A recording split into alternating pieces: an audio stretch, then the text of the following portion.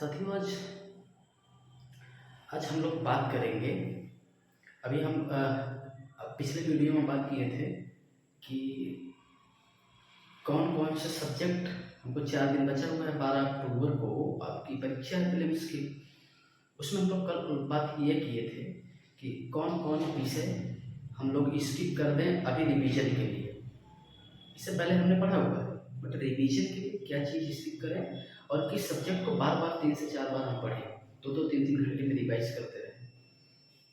तो सब आज हम इस वीडियो में ये बात करने वाले हैं किस विषय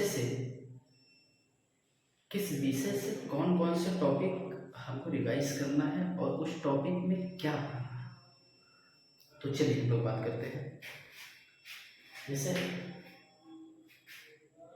यहाँ से हमने इससे पहले बात कर लिया है कि कौन से सब्जेक्ट से कितने क्वेश्चन पूछे जाएंगे। ये हम पिछली वीडियो में बात किए थे। लेकिन आज हम देखेंगे कि कौन कौन से टॉपिक को फैक्चुअल रूप से कुछ कंसेप्ट जहाँ जैसा भी हो हम लोग कैसे बात करें, कैसे उसको रिवीजन करें। बाकी थोड़ा सा आप लोग परीक्षा दिए होंगे या नहीं दिए होंगे, जो पिछले साल के जो प्रश्न है उसको आप जरूर देखे होंगे 2-4 साल के। तो आपको एक आइडिया लगा होगा कि कैसे प्रश्न पूछे जा रहे हैं, कहाँ पे हमको कंसेप्ट को पढ़ने की ज़रूरत है और कहाँ से फैक्ट को पढ़ करके हम तथ्य को पढ़ करके ही हम टॉपिक को क्लियर कर सकते हैं जो भी प्रश्न आएंगे।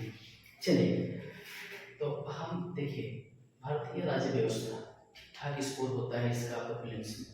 यहाँ से आपका प्रस्तावना हो गया, महत्वपूर्ण अनुच्छेद का मतलब कि आपका प्रेसिडेंट से लेकर यानी राष्ट्रपति और कुछ संस्थाएं हैं उनका कहाँ मेंशन है। दूसरी चीज़ आपका फंडामेंटल राइट, फंडामेंटल ड्यूटी और DPSP यानी नीति निर्देशित तत्व, आपका मूल कर्तव्य, मौलिक अधिकार, ये सब चीज़ें अक्सर आपका पूछी जाती हैं। जैसे एक अनुच्छेद आप देख लेंगे संशोधन का, किस अनुच्छेद में संविधान संशोधन किस अनुच्छेद के माध्यम से किया जा सकता है। इस तरह से हम मेन टॉपिक के जो अनुच्छेद हैं उसको हम थोड़ा सा रिवाइज कर सकते हैं। और मौलिक अधिकार हो गया, मौलिक कर्तव्य हो गया, नीति निर्देशक तत्व हो गया, संसद, केंद्र की संसद, राज्य के विधानमंडल, यहाँ से हम लोग इनकी प्रक्रियाओं पे और इनका मेन जो अनुच्छेद है कहाँ किसमें क्या मेंशन है, इनकी क्या प्रक्रिया है, नियुक्ति की, पदमुक्ति की, और चुनाव कैसे होता है, उम्र क्या होती है, इनको कौन लोग चुनाव लड़ सकते हैं, इस टाइप के जो उनका फैक्चुअल डाटा होता है उसको हम लोग नोट करके उसको रिवीजन करेंगे। या नोट होंगे बुक में, आप हाईलाइटर लगाते चले जाएं, याद करते चले जाएं, उसको बार बार पढ़ें। राष्ट्रपति का चुनाव कैसे होता है, किस अनुच्छेद में उनका चुनाव की प्रक्रिया है, और राष्ट्रपति का को कौन कौन चुनाव कर सकता है, यानी कौन कौन वोटिंग कर सकता है, राष्ट्रपति के क्या क्या अधिकार हैं, इन सब चीज़ों को हम लोग देखेंगे। प्रधानमंत्री की क्या भूमिका होती है, कैसे प्रधानमंत्री बनता है, और इन्हीं के साथ साथ आप देख रहे होंगे मंत्रिमंडल, और आप देख लेंगे समितियां, संसदीय समितियां, ठीक हो, इसको आप देख सकते हैं। गवर्नर या राज्यपाल, मुख्यमंत्री, कार्यपालिका को आप देख सकते हैं। कार्यपालिका हालांकि संसद का ही अंग है, लेकिन इसको आप जरूर देखें। पंचायती राज देखें, यहाँ से क्वेश्चन बार बार आते हैं। और संवैधानिक, असंवैधानिक जो निकाय हैं, संस्थाएं हैं, वहाँ से क्वेश्चन आते हैं। चलिए, हम यहाँ भारतीय राज्य व्यवस्था की बात कर लिए, अब हम लोग बात कर लेते हैं आपको भारतीय अर्थव्यवस्था पे। यहाँ थोड़ी सी बुनियादी चीज़ों को हमको समझना होगा। जैसे हमारी अर्थव्यवस्था का स्वरूप क्या है, जैसे मिक्स्ड इकोनॉमी है आपकी, इस तरह से जो GDP, GNP, ENDP, national income, ये सारी जो मूलभूत चीज़ें हैं यानी कि जो मौलिक मौलिक चीज़ें, बेसिक चीज़ें हैं, उस चीज़ को हम थोड़ा सा कंसेप्ट को क्लियर करेंगे। और इसके आगे हम आएंगे योजना, बजट, पंचायत पंचवर्षीय योजना, बैंकिंग को हम देखेंगे, फाइनेंस को देखेंगे, आरबीआई, नीति आयोग। उसके बाद उत्तर प्रदेश इकोनॉमी में आएंगे तो आप उत्तर प्रदेश की एग्रीकल्चर, कृषि देख लेंगे, उत्तर प्रदेश की योजना देख लेंगे, उद्योग को देख लेंगे। इतना सफिशियंट होगा आपका यूपी इकोनॉमी में। बाकी क्या देख सकते हैं आप अर्थव्यवस्था से, और अर्थव्यवस्था से क्या देखेंगे आप, बजट देखेंगे, आपका तैयारी हो जाएगा। बजट में जो योजनाएं होंगी, पुरानी योजनाओं को उसी के साथ आप तैयार कर सकते हैं। उसके बाद आप आ जाएं पर्यावरण पे, एनवायरनमेंट में। यहाँ पर्यावरण की बुनियादी समझ को, बुनियादी समझ को आप यानी कि देखेंगे कि पर्यावरण किसे कहते हैं। ये पहला टॉपिक आपका होगा, चाहे कोई भी बुक पढ़ेंगे। पर्यावरण किसे कहते हैं, बना कैसे है, जैविक घटक, अजैविक घटक, और इन सब चीज़ों से मिलकर के बना है। जैविक, अजैविक, अपघटक, इन सब चीज़ों से मिलकर के आपका पर्यावरण बना है। नेशनल पार्क क्या होते हैं, बायो रिजर्व क्या होते हैं, बायोस्फीयर रिजर्व क्या होते हैं। इस टाइप के जो बेसिक कंसेप्ट होंगे आप उसको देख सकते हैं। फिर उसके बाद पर्यावरण में आप प्रदूषण को देखेंगे।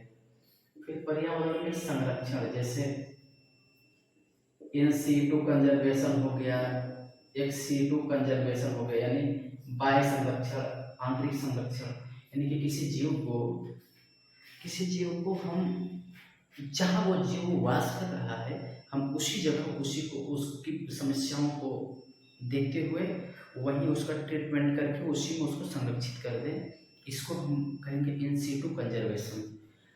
और अगर उस जीव को हम यानी कि उस एरिया में वो सरवाइव नहीं कर सकता तो उसको ले जाकर हम ट्रीटमेंट करके उसको किसी और अन्य जगह जो है शिफ्ट कर देते हैं कुछ दिनों के लिए। जब वो ठीक हो जाता है तो उसको लाके वहाँ छोड़ देते हैं, या नहीं तो उसको अलग जगह शिफ्ट कर देते हैं। इसको हम कहेंगे बाह्य कंजर्वेशन। और बायोस्फीयर रिजर्व हो गया, राष्ट्रीय उद्यान हो गया, यानी कि राष्ट्रीय पार्क, बायोस्फीयर रिजर्व हो गया। उसके बाद आप वन्य जीव भी आ जाएंगे। फिर अंतर्राष्ट्रीय समझौते, जैसे कॉप होता है आपका, कॉप कॉन्फ्रेंस ऑफ पार्टीज होती हैं, ये आपका पर्यावरण पे लेकर के हर साल 2 साल पे होती रहती हैं। तो इसको हर साल होती हैं तो हम इसका नंबर को याद करते रहेंगे, कौन से नंबर की कहाँ हुई है। यूएनएफसीसी की बैठक होती है हर साल, इसको देख सकते हैं। आईपीसीसी की, इसको हम लोग देखेंगे। बस जितना जितना टॉपिक में है इतना ही आप पढ़ेंगे तो आपका हो सकता है कि क्लियर हो जाए। हो सकता है कि कंफर्म है कि आप पहुंच जाएंगे वहाँ तक, थोड़ा सा अलग एफर्ट लगाएंगे। अब आप भारतीय इतिहास में आ जाएंगे। सिंधु हो गया, वैदिक सभ्यता हो गया, बुद्ध काल हो गया, मौर्य हो गया, गुप्त हो गया। इसमें राजनीति आपको नहीं पढ़ना है, बिल्कुल मत पढ़िए। बस इसमें राजनीति में देखिए क्या कि कौन कब आपका मिलाने के लिए आता है यहाँ से राजनीति से। यानी कि आप इतिहास में राजनीति बस उतना देखिए किसके बाद कौन, बस कौन शासक है, कौन शासक कब है, उसका थोड़ा सा हो सके तो उसका टाइम पीरियड भी देखते रहना कि किस समय कौन सा शासक था। बस इसको आप एक लिस्ट बना लें और देखते चले जाए। मुझे लगता है वहाँ से सवाल आपका आ जाएगा। और हाँ, उसको शासक को देखें, शासक को देखने के बाद ये भी नोट डाउन करें ये शासक किस कार्यकाल से जुड़ा हुआ है और ये शासक किस समय में था। बस राजनीति इतना है। बाकी आपका प्रशासन देखना है, उनका कैसा प्रशासन रहा है। ज़्यादातर प्रशासन से क्वेश्चन आते हैं। उसके बाद दिल्ली सल्तनत, मुगल और भक्ति आंदोलन, सूफी आंदोलन, 1857 की क्रांति, कांग्रेस अधिवेशन, स्वतंत्रता आंदोलन, सामाजिक सुधार। आप देख रहे हैं 1 2 3 4 टॉपिक को हम लोग आज देख लिए हैं और 2-3 टॉपिक और हैं, इस पे हम लोग अगले वीडियो में देख लेंगे। अगला वीडियो मुझे लगता है कि 2 वीडियो में आपका ये टॉपिक कंप्लीट हो जाएगा। आप देख करके उस चीज़ को बार बार उस टॉपिक को सब्जेक्ट में रिवाइज करिएगा। धन्यवाद।